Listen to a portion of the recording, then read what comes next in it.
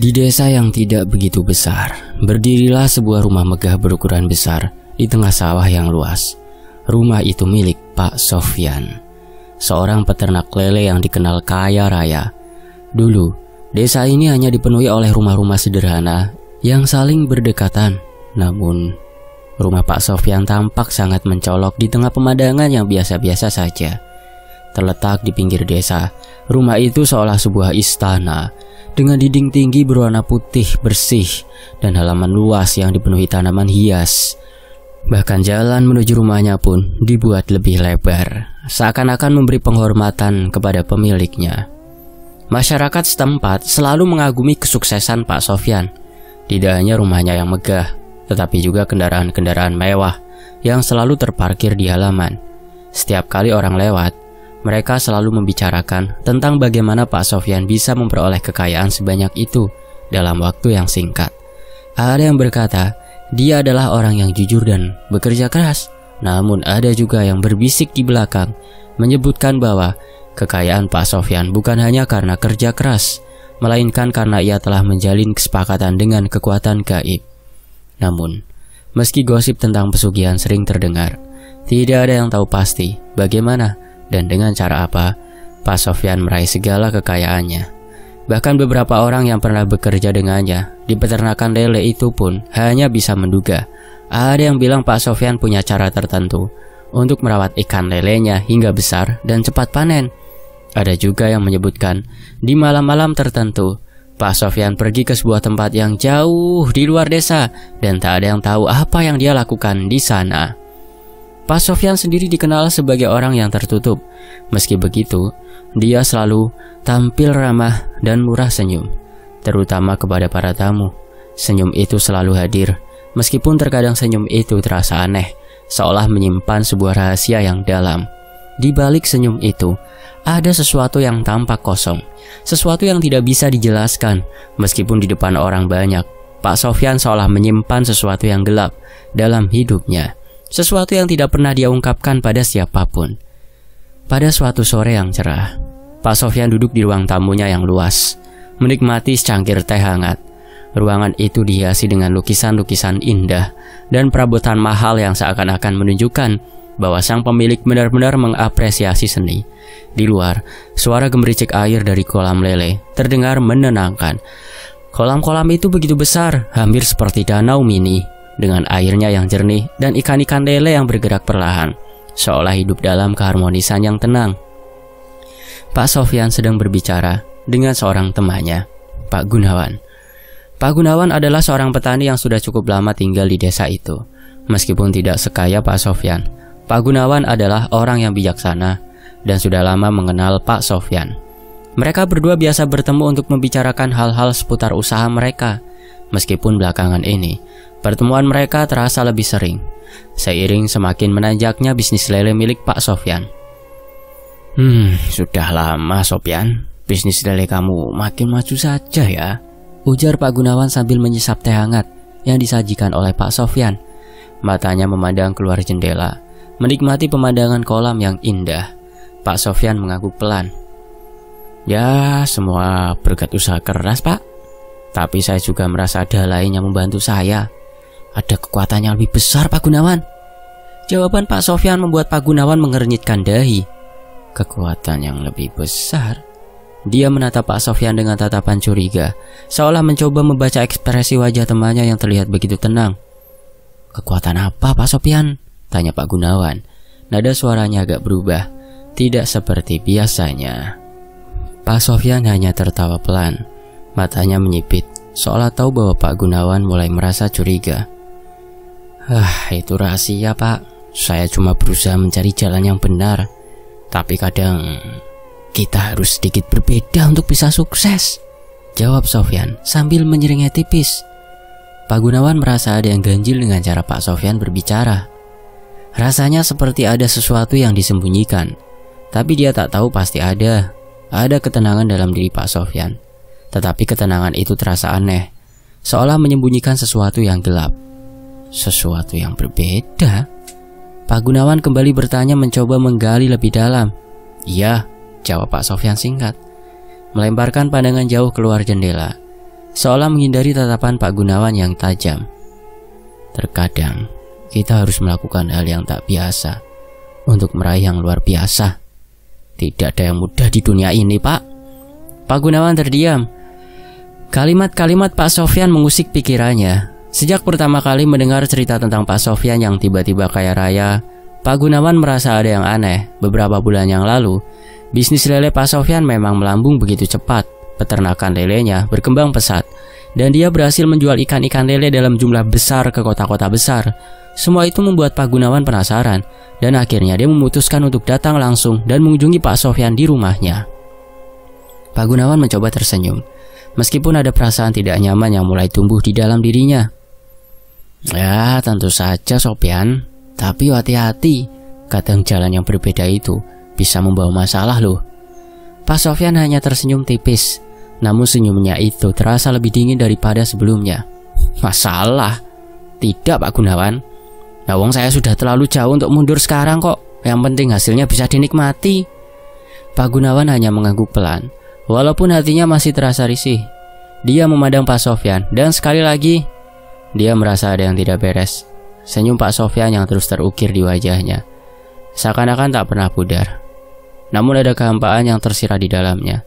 Entah mengapa, Pak Gunawan merasa bahwa Pak Sofyan telah membuat sebuah kesepakatan dengan sesuatu yang lebih besar, sesuatu yang tidak bisa dijelaskan dengan akal sehat. Di luar, suara gemericik air dari kolam lele terdengar semakin jelas, seolah mengisi kekosongan yang ada di dalam diri Pak Gunawan. Tetapi ada sesuatu yang aneh tentang kolam itu, sesuatu yang tidak bisa ditangkap dengan indera biasa. Kolam itu begitu tenang, namun di balik ketenangannya ada sesuatu yang mengintai, sesuatu yang siap muncul jika ada yang mendekat terlalu jauh. Pak Gunawan merasa seperti ada bayangan gelap yang mengikutinya, dan saat dia beranjak berdiri, tiba-tiba udara di sekitar mereka terasa lebih sedikit berat. Saya harus pergi, Sofyan, kata Gunawan, mencoba mengakhiri pertemuan itu dengan sopan. Baiklah, terima kasih sudah datang Pak Gunawan, jawab Pak Sofyan dengan senyum yang masih terukir di wajahnya. Namun sebelum pergi, Pak Gunawan menatap kembali Pak Sofyan, merasakan kegelisahan yang semakin menguat saat melangkah keluar rumah. Dia berjanji dalam hati untuk mencari tahu lebih banyak tentang apa yang sebenarnya terjadi dengan Pak Sofyan. Pak Sofyan, sang juragan peternakan lele, tampaknya telah memasuki dunia yang tak bisa dijelaskan oleh logika biasa. Dunia yang penuh rahasia, di mana kekayaan dan kesuksesan datang dengan harga yang sangat tinggi. Wulan adalah salah satu karyawan di peternakan lele milik Pak Sofyan. Sebagai gadis muda yang berasal dari keluarga miskin, Wulan selalu berusaha keras untuk menghidupi orang tuanya yang sudah menua. Setiap hari dia bangun pagi-pagi sekali untuk pergi bekerja di peternakan lele yang luas itu.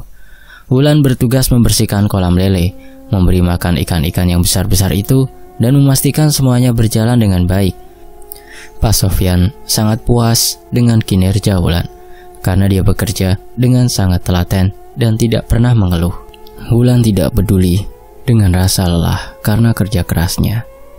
Baginya pekerjaan ini adalah cara satu-satunya agar ia bisa membantu keluarganya dan memberi makan orang tuanya. Meskipun sering kelelahan, Wulan merasa bahwa pekerjaannya ini lebih baik daripada tidak bekerja sama sekali. Setiap kali lelah datang menghampiri, ia akan mengingat wajah orang tuanya yang tersenyum bangga padanya. Namun, sejak beberapa waktu terakhir, ada sesuatu yang berbeda. Wulan merasa ada yang aneh, sesuatu yang tidak bisa ia jelaskan, tetapi jelas sekali terasa. Pada awalnya ia mengira itu hanya perasaan biasa, kelelahan karena bekerja terlalu keras. Tetapi lama-kelamaan, perasaan itu semakin sering. Setiap malam, Wulan merasa seperti ada yang mengawasinya, tidak hanya di peternakan, tetapi juga di rumah kecilnya yang terletak di pinggiran desa. Saat ia duduk sendirian di rumah, entah mengapa, kadang ia merasa ada bayangan gelap yang bergerak di sudut-sudut ruangan. Wulan merasa tidak tenang, seolah ada mata yang mengikutinya setiap langkahnya. Semakin malam, perasaan itu semakin mengganggu. Terkadang saat Wulan terlelap dalam tidurnya, ia terbangun dengan rasa cemas yang luar biasa. Suara-suara aneh mulai terdengar. Langkah kaki berat yang menghantam lantai dengan gemuruh. Suara desahan yang samar-samar di udara. dan bau busuk yang sangat menusuk hidung. Setiap kali ia membuka mata, ia hanya melihat kegelapan. Namun sensasi itu semakin terasa nyata. Wulan akan memejamkan mata sekeras mungkin, berharap suara itu segera menghilang. Namun, suara-suara itu tak pernah hilang, malah semakin mengganggu. Tubuhnya semakin menjadi lemah, demam mulai menyergap, dan nafsu makannya hilang. Setiap kali bangun pagi, ia merasa tubuhnya seperti diserang oleh kelelahan yang tak tertahankan. Ada hari-hari di mana Wulan merasa hampir tak mampu berdiri. Wajahnya semakin pucat, dan mata hitamnya tampak semakin cekung. Namun ia tetap berusaha bertahan, mengingat tugasnya yang harus diselesaikan. Suatu malam, setelah pulang dari bekerja di peternakan Pak Sofyan, Wulan merasakan sakit yang luar biasa. Pusingnya semakin menjadi-jadi, dan tubuhnya terasa panas seperti terbakar. Langkahnya terhuyung-huyung, tetapi ia berusaha untuk sampai di rumah. Ketika ia membuka pintu rumahnya, sesuatu yang mengerikan terjadi. Di dalam rumah, di sudut ruangan yang gelap, Wulan melihat sebuah bayangan hitam yang bergerak perlahan. Mata Wulan membelalak. Bayangan itu seperti seorang sosok, namun bentuknya sangat kabur dan gelap. Sosok itu tidak berbicara, hanya berdiri di sana dengan diam. Tiba-tiba, bayangan itu bergerak lebih cepat, dan Wulan merasakan tubuhnya lemas tak bertenaga. Kepalanya pusing luar biasa. Dia jatuh ke lantai, tubuhnya terguling tak berdaya, hanya ada keheningan yang mencekam. Sementara tubuhnya terasa seperti dihantui oleh kekuatan yang sangat besar. Apa ini? Apa yang terjadi dengan tubuhku? Wulan berteriak, namun suaranya hanya terdengar seperti bisikan, sangat lemah, dan tak dapat menggetarkan udara. Rasanya segala kekuatan yang ada di tubuhnya telah hilang begitu saja. Tubuhnya sangat lemas, seperti tidak memiliki energi sedikit pun. Bahkan nafasnya terasa terhenti, dan matanya mulai berat. Sosok itu yang hanya tampak sekilas, segera bergerak menjauh, menyatu dengan bayang-bayang malam yang mengelilingi ruangan. Wulan yang terjatuh hanya bisa merasakan ketakutan yang luar biasa. Tubuhnya yang lemah, seolah tidak memiliki kontrol lagi. Dalam kegelapan malam itu, Wulan merasa seperti berada di dunia lain. Dunia yang dipenuhi oleh sesuatu yang tidak bisa dijelaskan oleh akal sehat. Keesokan harinya, Wulan menceritakan kejadian itu pada orang tuanya, ayahnya, Pak Santoso. Mendengarkan dengan cemas, wajahnya tampak sangat khawatir. Ada yang tidak beres, kata Pak Santoso, sambil menggaruk kepalanya yang mulai beruban. Kamu harus berhati-hati, nak. Jangan sampai kamu jatuh lebih dalam. Namun Wulan hanya bisa terdiam. Perasaan ketakutan dan kebingungannya semakin menghantuinya. Dia merasa tidak mampu menjelaskan semua kejadian aneh yang menimpanya. Bahkan jika ia menceritakannya, siapa yang akan mempercayainya? Beberapa hari setelah kejadian itu, Wulan mulai merasakan teror yang lebih parah. Setiap malam, ia semakin sering melihat sosok genderuwo berdiri di depan pintu kamarnya. Matanya merah menyala. Tubuhnya bak raksasa, dan baunya sangat busuk, seperti bau bangkai yang sudah lama tergeletak. Wulan ingin berteriak, namun tubuhnya terasa kaku dan lumpuh, seolah ada kekuatan jahat yang menahannya. Pada suatu malam, Wulan yang sudah tidak tahan lagi, menangis dalam keputusasaan. Ia berlutut di samping tempat tidurnya. Tangannya terangkat ke langit, berharap ada yang bisa mendengar doanya. Kenapa ini terjadi padaku? Apa salahku? Tangisnya pecah. Suaranya penuh dengan kesedihan yang mendalam. Di saat itulah, Wulan merasa seperti ada yang menyentuh bahunya. Suara lembut seseorang perempuan terdengar di telinganya. Kamu tidak sendirian, Wulan. Kami ada di sini. Sosok itu terdengar begitu dekat, namun Wulan tidak bisa melihat siapa yang berbicara. Perasaan aneh itu datang kembali, seolah ada sesuatu yang lebih besar dan lebih gelap sedang bermain-main dengannya. Pagi itu, udara di desa terasa lebih panas dari biasanya. Terik matahari menyinari rumah sederhana Wulan, yang kini semakin tampak suram. Tubuhnya semakin kurus dan pucat, matanya cekung dan ia sulit bangun dari tempat tidurnya. Setiap hari rasa lelah yang luar biasa menyelimutinya. Rasa sakit di seluruh tubuhnya tak pernah hilang, bahkan semakin parah. Teror yang datang setiap malam juga semakin menguat, membuatnya tidak pernah bisa tidur dengan tenang. Pak Santoso, bapaknya Wulan, mulai merasa tidak sanggup lagi melihat penderitaan anaknya. Dia tahu bahwa ini bukan hanya sekedar sakit biasa. ada sesuatu yang lebih besar dan lebih gelap yang tengah menimpa putrinya. Ia merasa tidak bisa lagi berdiam diri. Setelah mendengar cerita dari beberapa tetangga dan menduga ada yang tidak beres, Pak Santoso akhirnya memutuskan untuk meminta pertolongan seseorang yang dianggap memiliki ilmu spiritual yang cukup dalam. Ustadz Zainal, seorang ustadz yang terkenal di desa itu, dengan kemampuannya mengobati, menyembuhkan gangguan gaib, adalah satu-satunya harapan yang mereka miliki. Pak Santoso dengan hati yang penuh kekhawatiran mengunjungi rumah Ustadz Zainal dan meminta bantuannya untuk mengobati Wulan. Pagi itu juga, Ustadz Zainal datang ke rumah Wulan dengan membawa tasbih besar dan sebuah botol air. Wulan yang sedang duduk terdiam di sudut kamar, menatap kosong keluar jendela. Merasakan kehadiran Ustadz itu, tubuhnya terasa lemas. Dan meskipun di dalam hatinya berharap ada keajaiban, ia juga merasa bahwa segala usaha ini mungkin tidak akan membebaskannya dari apa yang tengah menimpanya. Assalamualaikum. Ustadz Zainal memberi salam, memasuki rumah Wulan dengan langkah mantap. Waalaikumsalam Ustadz, jawab Pak Santoso dengan wajah cemas. Ini Wulan sudah semakin parah, tolong bantu anak saya Pak Ustadz. Ustadz Zainal menatap Wulan sejenak sebelum duduk di dekatnya. Ia mulai mengucapkan doa-doa dengan suara tegas dan lantang, penuh dengan kekuatan spiritual. Setiap huruf yang keluar dari bibirnya seolah membelah udara, memberi ketenangan yang tidak terhingga. Namun meskipun Ustadz Zainal mulai membacakan ayat-ayat suci, Wulan tetap merasa ada yang ganjil. Teror itu seakan tak ingin pergi begitu saja. Malam itu ketika mereka selesai melaksanakan pengobatan, Wulan terjatuh pingsan di atas kasurnya. Tubuhnya tidak bisa bergerak, seakan energi jahat yang menguasainya semakin menguat. Dalam keadaan setengah sadar, Wulan mendengar percakapan antara Ustadz Zainal dengan orang tuanya. Suara Ustadz Zainal terdengar berat dan penuh kecemasan. Wulan ini ternyata berweton Jumat Kliwon, katanya pelan namun tegas. Dia adalah calon tumbal yang dicari oleh seseorang yang memiliki pesugihan. Tapi saya rasa kita harus mencari tahu siapa yang melakukannya. Pak Santoso terkejut. Jumat Kliwon? Itu kan hari yang dianggap sakral dalam dunia gaib.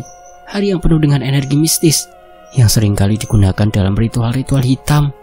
Tapi siapa yang bisa melakukan hal seperti ini? Ustadz Zainal menghela nafas panjang. Wajahnya tampak lebih serius dari sebelumnya. Tumbal itu pasti digunakan untuk memperlancar sebuah keinginan seseorang yang sangat kaya di desa ini. Petunjuk menunjukkan bahwa Pak Sofyan adalah di balik semua ini. Setelah mendengar nama Pak Sofyan, Pak Santoso hatinya tersentak, meskipun ia tidak pernah menduga hal seperti itu. Tetapi setelah mendengar penjelasan dari yang mengerti, ada sesuatu dalam dirinya yang merasa bahwa Pak Sofyan tidak seperti yang ia kira. Pak Santoso terdiam, pikirannya berputar cepat. Selama ini dia hanya mengira bahwa Pak Sofyan adalah orang yang kaya karena kerja kerasnya.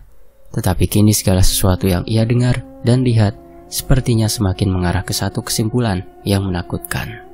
Wulan merasa dunia seakan runtuh di hadapannya. Semua yang ia lihat selama ini tentang Pak Sofyan ternyata adalah kebohongan. Keberhasilan Pak Sofyan, kekayaan yang ia miliki, dan segala yang ada di sekitar peternakan lele itu semua memiliki harga yang sangat mahal. Pak Sofyan, dia yang menginginkan saya? Wulan bergumam, suara penuh ketakutan dan kebingungannya. Ustadz Zainal mengangguk, wajahnya serius. Iya Wulan, dia membutuhkanmu sebagai tumbal untuk melanjutkan pesugihannya. Kamulah yang harus dibayarkan dengan darah untuk memastikan keberhasilan dan kekayaan yang dia raih. Wulan merasa tubuhnya kembali gemetar. Semua yang selama ini terjadi, semua teror yang datang, ternyata berkaitan dengan orang yang selama ini ia anggap baik. Namun perjalanan ini belum berakhir. Ustadz Zainal menatapnya, matanya penuh dengan harapan.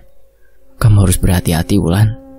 Mereka yang terlibat dalam pesugihan ini tidak akan berhenti begitu saja.